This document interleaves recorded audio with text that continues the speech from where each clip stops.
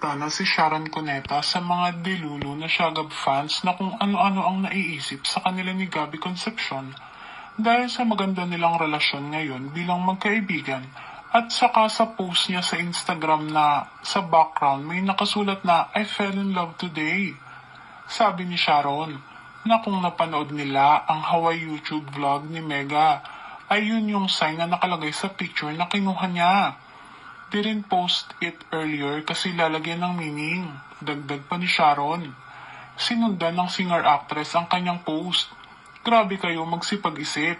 Daig niyo pa writers namin sa Star Cinema. Kalma only because soon I will bring you back to reality. Enjoy lang and love you all. Nakakatuwa ang sagot ng kanilang fans. Decline daw nila ang request ni Sharon na huwag maging delulu at tuloy ang pagiging delulu nila. Tama lang ang panawagan ni Megastar sa mga Dilulu fans dahil makikita sa mga comments. Parang gusto nilang masira ang pagsasama ni Sharon at Kiko, pati na rin ang pagsasama ni Gabby at ng asawa nito. May isang fan tuloy na nag-react na hinay-hinay lang sa pagkadelulu dahil dalawang pamilya ang gusto nilang masira. Neta habang kinakanta ang awiting may pamagat na tayong dalawa sa kamakailang Dear Heart concert show nila sa Winnipeg. Na may lyrics na kapwa nasasaktan, bakit tinitiis pa rin ang isa't ng kanta.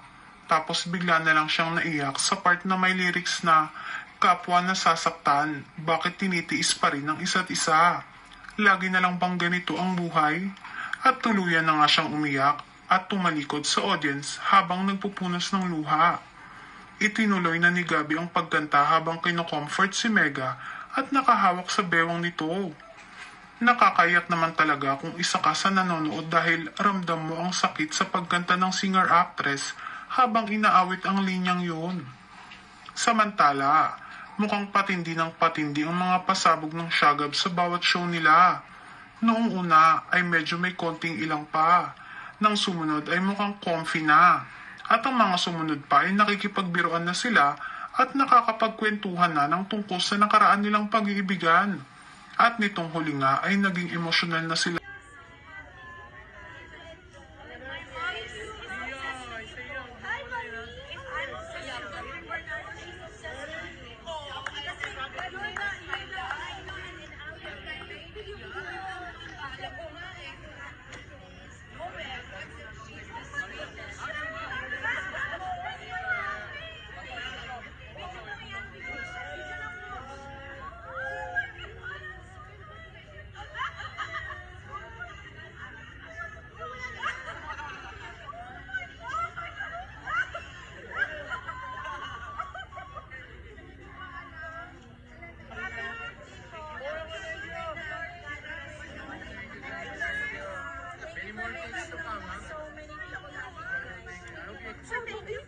Thank you, Wilson's House, for our food kanina sa concert. God bless you. Thank you so much. Thank you so much po.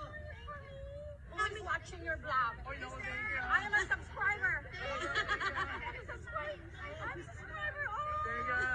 Thank, Yes. talaga? thank you so much po. Yes. Maraming salamat. How do you feel?